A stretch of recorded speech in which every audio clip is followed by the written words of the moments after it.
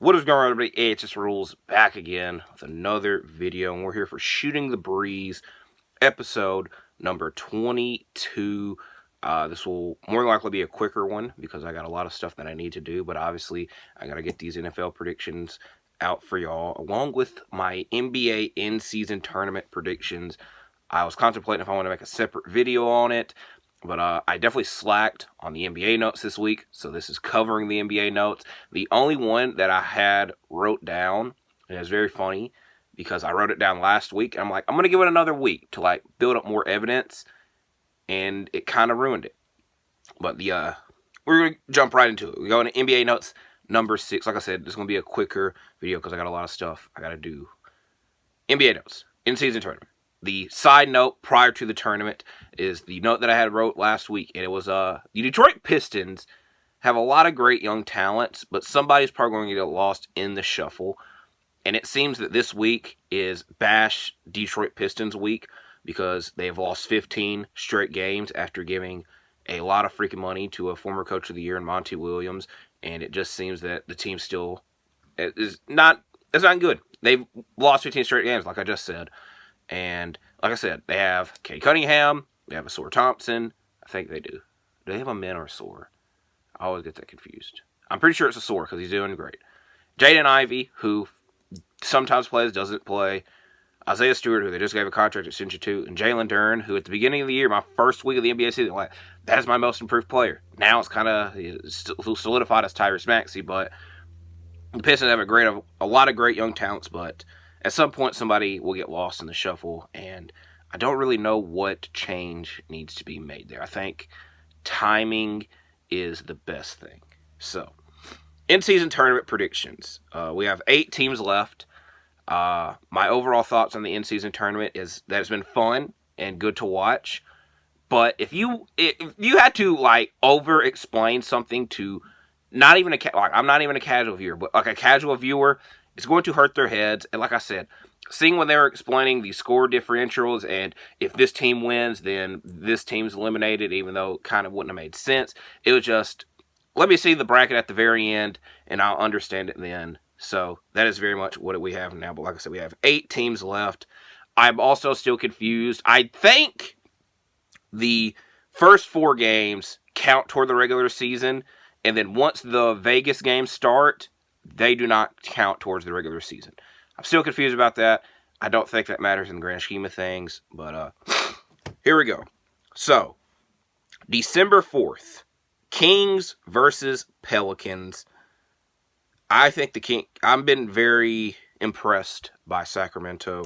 The Pelicans have been up and down, but Zion just had a game where he did not miss a shot and scored 32 points. Like I said, we still got a week before this game happens. I think I'm going to go with the Kings. I'll go with the Kings. And then the other December 4th game for the Eastern Conference is the Pacers and Celtics. I very much enjoy watching the Pacers play, but when I first talked about the NBA in-season tournament, I said the Celtics are going to be my prediction.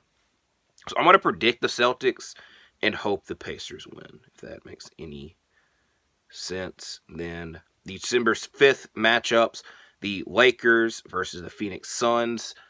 I don't think you could call this a rivalry, but the NBA would love if this was a rivalry. There's a lot of history there. I think I'm going to go with the Lakers. Even though Devin Booker has been playing pretty good. Then the other December 5th matchup is the Bucks and Knicks. I'm going to pick the Bucks. Meaning on December 7th, the first of the Vegas games, Lakers versus Kings. I think I'm going to go. I don't know if we could really call this an upset, but I'm picking the Kings. Screw it. I think I'm riding the Kings. I'm not going to say I'm riding the Kings bandwagon, but I really like what they're producing. And then Bucks, Celtics. I think I'm going to predict the Celtics, and then I'm just going to stick with my original prediction and then pick the Celtics over the Kings in the finals. So that was my NBA in-season tournament predictions. I'm kind of also glad that I involved it in this and not made it a separate video because this would have been an extremely short video because I did this in 4 minutes. But there's not that many matchups compared to a normal tournament.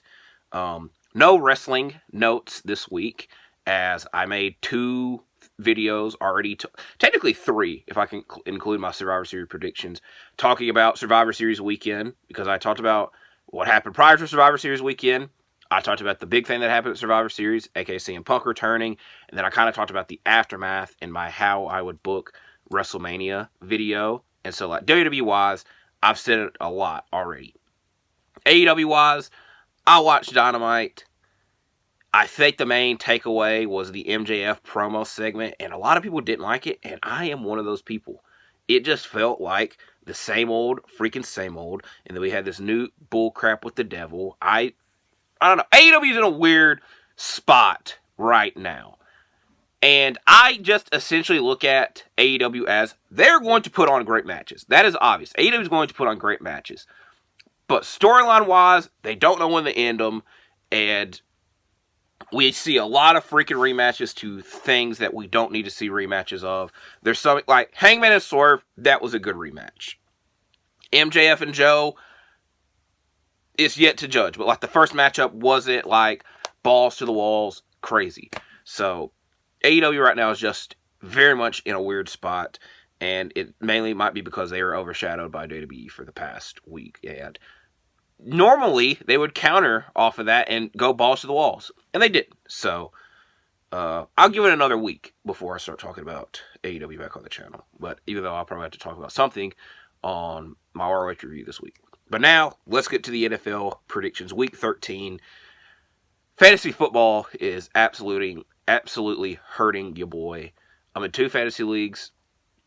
I like talking about them, but I know a lot of people don't like hearing about fantasy football, so I'm going to go on a quick spiel. The league, I'm in 2 leagues. One of them, I'm in 2nd place. Playoffs start in 2 weeks. I don't have many problems in that one. The only real problem is that there is a 4-way, maybe even 5-way tie for 4th place. So I essentially just need to get one more win to clinch my playoff spot. That way nobody catches up to me. So I have no real problems in that league, except I lost last week. I hated that. The other league, I had the first overall pick, first time ever. And I selected Justin Jefferson. Now, as a Packers fan, it hurt, but just as a logical person and seeing a lot of people talk about fantasy football, it was the logical choice. And you obviously don't know what the hell's going to happen in a season. If I could go back in time, I probably would have took Christian McCaffrey, who was the other person I was contemplating taking, but I took Justin Jefferson. Over and done with. Obviously, not talking about injuries. But I'm mainly talking about this week, week 13. I selected Justin Jefferson in the 1st round, Devontae Adams in the 2nd round, Patrick Mahomes in the 3rd round, Aaron Jones in the 4th, and Jonathan Taylor in the 5th, because nobody else was selecting him because he was already on the IR for a month. I was like, I'm going to be the one balls to take him. None of those guys are playing this week. Justin Jefferson and Devontae are on their bye weeks. Patrick Mahomes, I ended up trading for Alvin Kamara and Justin Herbert because I needed a freaking running back because Aaron Jones has missed a lot of the year. And now I need another running back. Jonathan Taylor's, I don't know when he's coming back. And I was able to pick up Zach Moss from the waiver wire because always somebody who is eliminated from the playoffs has to pick him up. And this is not one of those leagues where if you're in last, you get punished. I don't know why the hell they did it. And then, like I said, I traded Patrick Mahomes. That was kind of the main point I was trying to make. And I kind of always was like, yeah, I might trade Mahomes because at least on my other fantasy team, I have Travis Kelce. And if Patrick Mahomes is going to give the damn ball to anybody, it should be to Travis Kelce. So I would at least reap the rewards of that in the other league. But, it is what it is. But fantasy football has hurt me a lot this year. Even though the playoffs are right around the corner, that's when the real pain starts. But let's get to these Week 13 predictions. Thursday night game, the main reason I have to do this video today, that way I get the prediction out. Seahawks at Cowboys. I'm going to pick the Cowboys. Dak is my fantasy quarterback in that league. He's QB1. While he's on this hot streak, I'll continue starting him. But let's just keep it that. I want to keep starting him. He's on a hot streak. He's doing very well. I'm going to compliment the guy because I want to.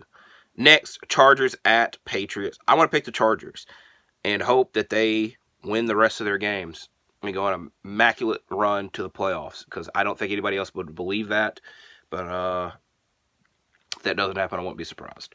Next, Lions at Saints. I'm going to take the Saints just to be a little bit different.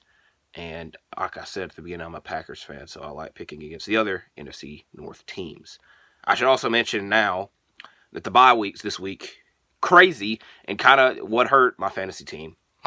Ravens, Bills, Bears, Raiders, Vikings, and the Giants. This is right with the playoffs starting. Terrible timing to have all these bye weeks. Falcons at Jets. I'm not even going to entertain the Aaron Rodgers returning story because I don't think it's going to be true. Y'all about to have a special guest come in because he's ready to go pee. I'm trying to rush through this.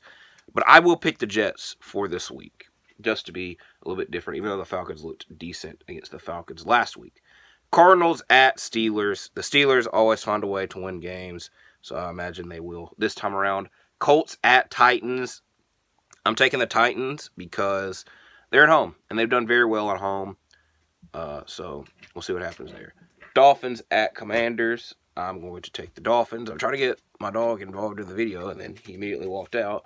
But don't worry, I will take you to go pee when this video is done. Broncos at Texans.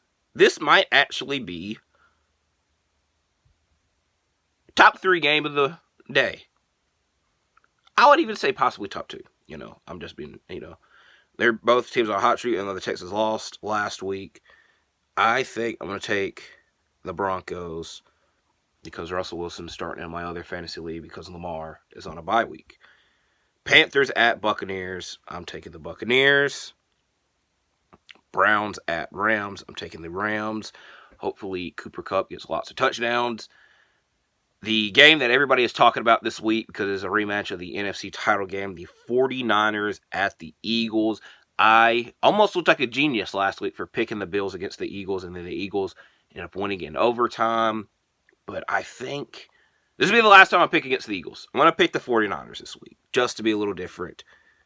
But if the Eagles win, I'm just going to end up picking them the rest of the year. Chiefs at Packers. I'm biased. I'm taking the damn Packers. And then the last game, the Monday night game, a game at the beginning of the year, this would have looked great. I'm trying to, I don't know what word I'm trying to come up with. Bengals at Jaguars. I'm going to take the Jaguars. So like I said, I had a lot of things I need to do, but this was a quicker episode of Shooting the Breeze. But I got all the notes out, and if you want to see how I have it all wrote down, there you go. So I should see you for my ROH review this week. I don't know when you'll see me again because, like I said, I got a lot of things I need to do. But hopefully we could all stay safe. I can stop freaking sneezing because I'm about to start sneezing. I need to take my dog to go pee. Hopefully, like I said, you stay safe. You like and subscribe, and I'll see you in the next one.